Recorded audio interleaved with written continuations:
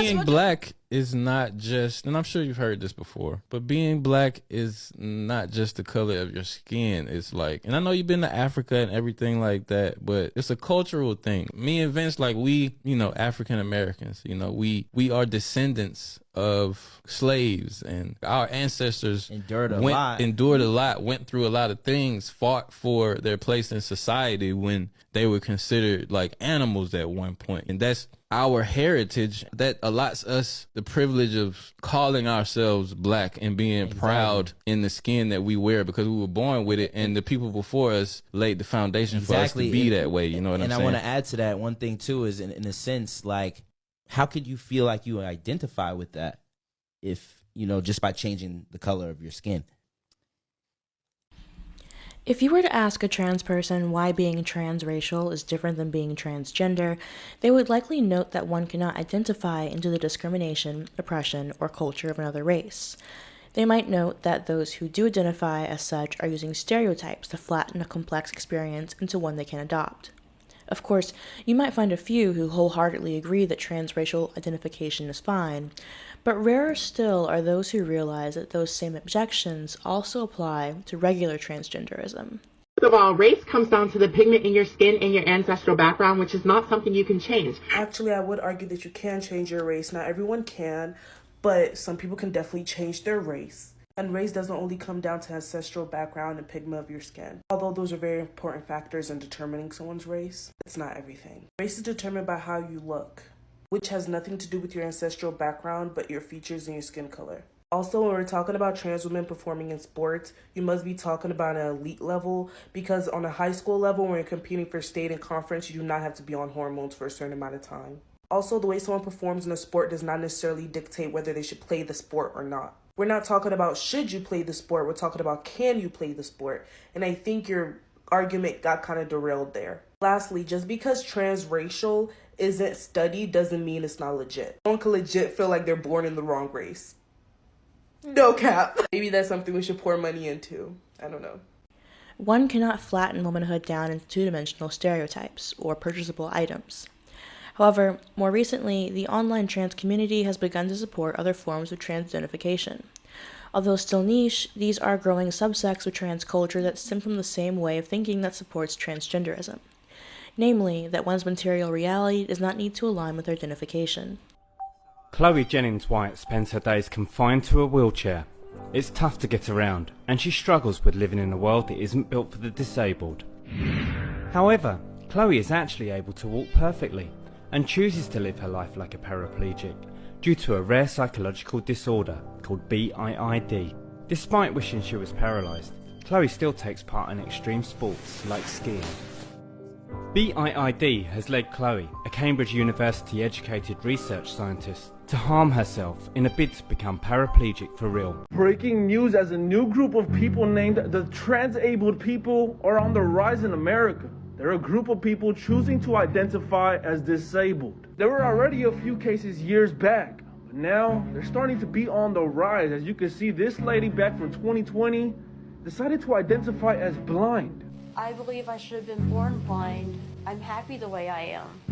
In the end, I'm happy the way I am. I can't even make sense of the emotions I'm feeling, because to hear someone say, I've always felt I should be blind, well, I've always felt I should be the Queen of England, but I'm not going out to become the Queen of England. Take, for instance, transableism. Being transabled refers to a belief that one has a disability that they do not actually have.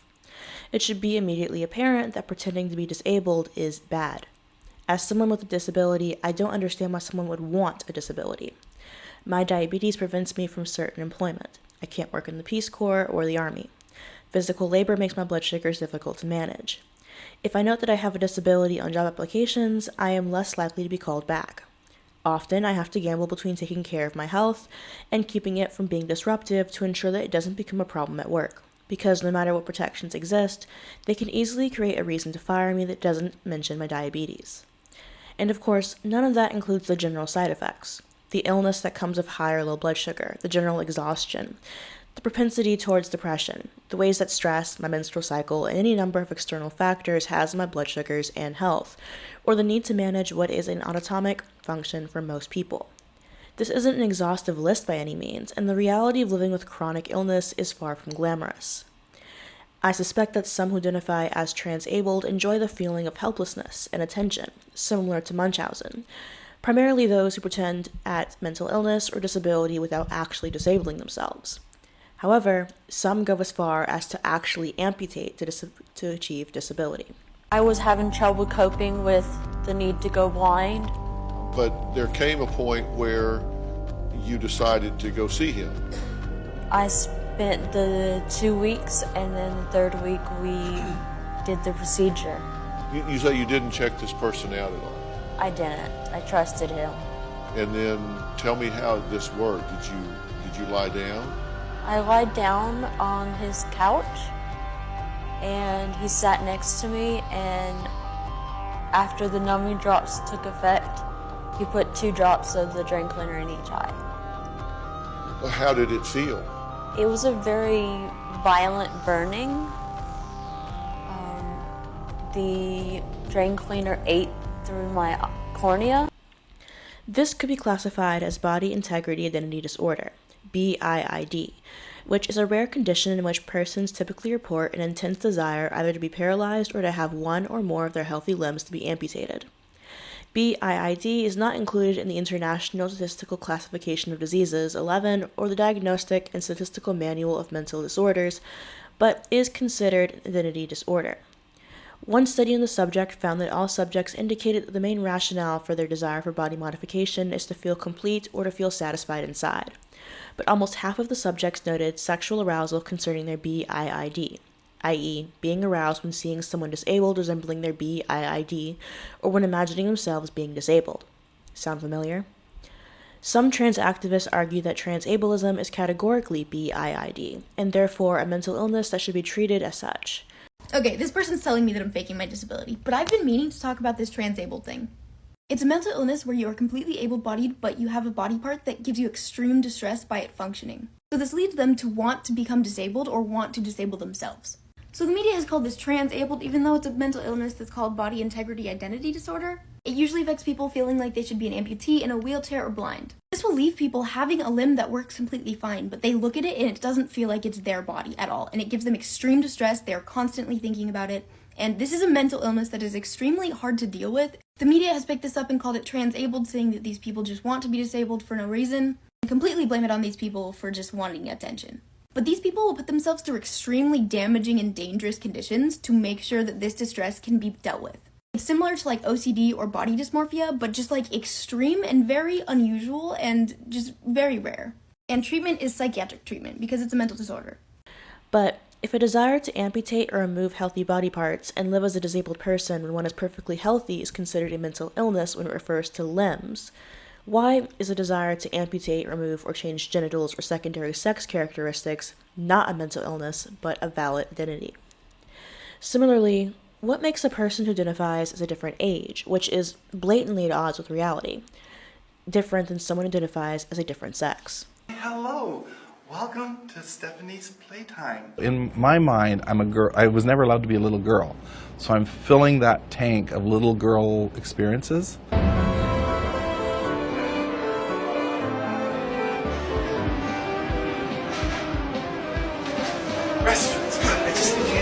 You've probably noticed there's a lot of people worried about their safety because I identify as a 6-year-old. Well, guess what? It doesn't matter. This whole trans age thing is becoming more and more common, and it is concerning to me because I believe it's the gateway for the normalization of pedophilia. You know, what happens when a 50-year-old man identifies as a 16-year-old and wants to be in a relationship with another 16-year-old? Well, he identifies as that, and we must respect it. No, not happening. This is very concerning to me. This is what happens when mental illness goes unchecked. It's a strong dose of reality. Just because you feel something does not make it true, and the rest of the world should not have to partner with your mental illness. I've gone back to being a child. I don't want to be an adult right now, and I just live my life like I couldn't when I was in school. How are things in your life now? Well, have a mommy and daddy, a adopted mommy and daddy, who are totally comfortable with me being a little girl, and their children and their grandchildren are totally supportive. In fact, her youngest granddaughter, when I was 8, a year ago I was 8, and she was 7, and she said to me, I want you to be the little sister, so I'll be 9. I said, well, I don't mind going to 6, so I've been 6 ever since. But we have a great time, and we color, we do kid stuff. It's called play therapy. No medication, no suicide thoughts, and I just get to play. One's birth date is marked on paper when they come into the world. Their age is important not just in terms of employment or rights, but in terms of mentality, culpability, and morals. A child cannot be held to the same responsibilities as a 40-year-old. For their safety, they are barred from riding certain rides at the fair, taking certain drugs, getting irreparable changes such as tattoos or sterilization, in theory. Nor are they expected to pay bills or go to work. Their safety and wellness is the responsibility of those around them, from parents, teachers, and other guardians. An adult, unless mentally incapacitated, has more rights, more responsibilities, and less protections. They are also able to consent to sex, to body modification, drugs, and alcohol. Does it make any sense for an adult to identify as a child when their brain is far more developed and they have years more experience than the age they wish to be? Transracialism makes more sense than transgenderism. How? Because race is actually a spectrum. Oh God, here we go with this. Does somebody have a crush on Rachel Dolezal? It sounds like it. Race is actually a social constant. Gender is binary. There's male and female, that's it. First of all, that's not correct. Intersex people are both sexes, a mix of sexes, whatever you want to call it, and they're 2% of the population. There's nothing else, right? Race is actually a spectrum, right? If I were to have a child with an Asian woman, my child is going to be mixed. If she is mixed and we have a child, the child is going to be... Race is it's actually a social construct. I understand where this man is coming from, and he makes some valid points. However, gender is socially constructed too. For me, I'm transgender. I socially present as female, but I'm biologically male. I know that.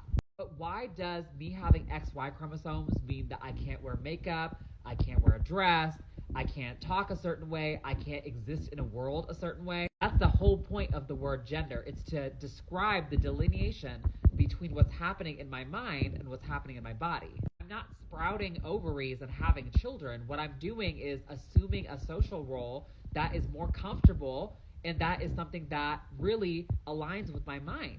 We only have partial science on this matter, but transgender women have more similar brains to women than they do straight men. There for sure is a biological component that explains why we're transgender. We just don't know what it is yet. When I talk about gender, I'm talking about all of the social stuff we impose on top of biological sex.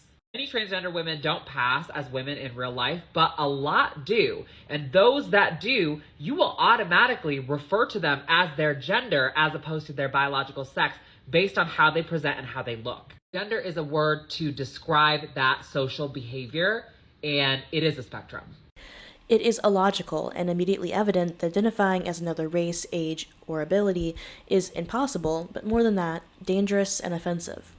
When removed from the context of gender identity, the illogic of transgenderism becomes immediately evident.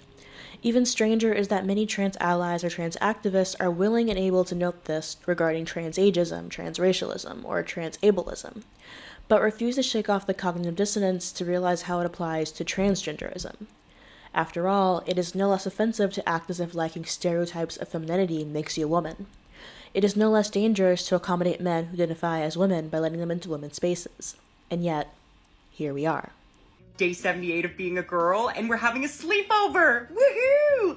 But first I have to get my pajamas. I cannot believe I am about to show you this. This is my sleep shirt. It's a tie-dye cat, both sides.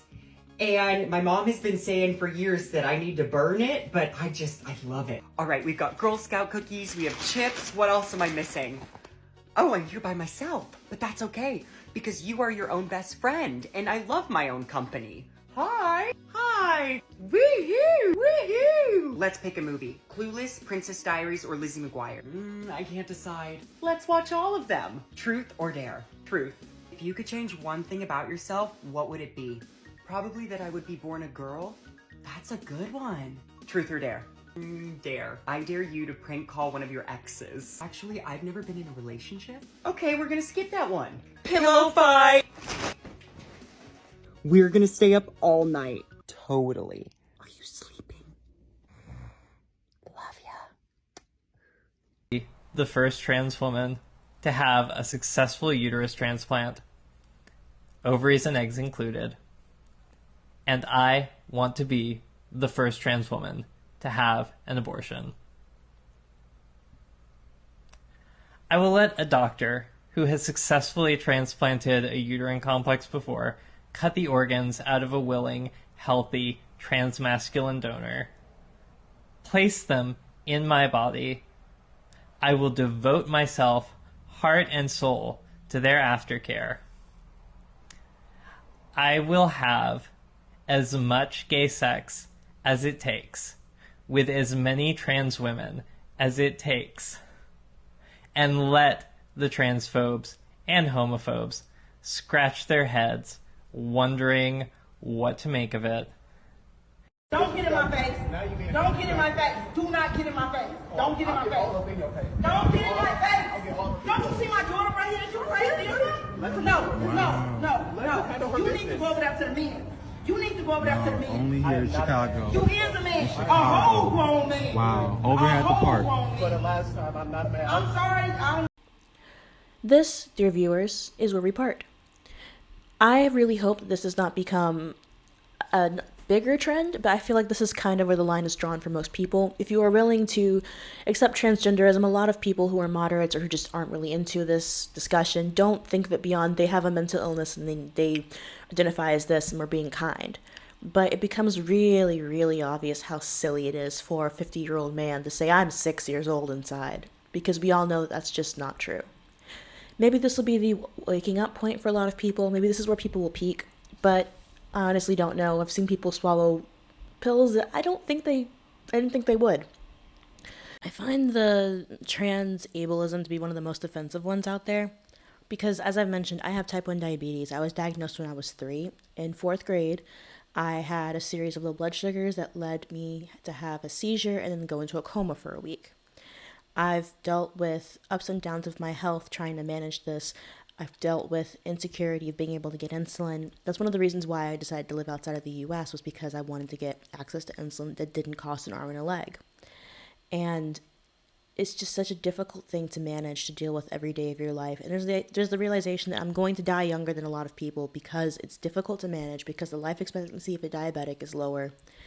And for people to come out here and say, oh, I have trans ADHD, oh, I have trans blindness. I understand that it's a mental illness for some people. Some people, it's definitely teenagers who are just copying things. Either way, I find these to be just astounding that anyone thinks that it's okay. And hopefully this is where the line is drawn for a lot of people. So I guess we'll have to wait and see. If you guys have any comments, questions, or concerns, let me know in the comment section down below, and I'll see you guys next time. Bye.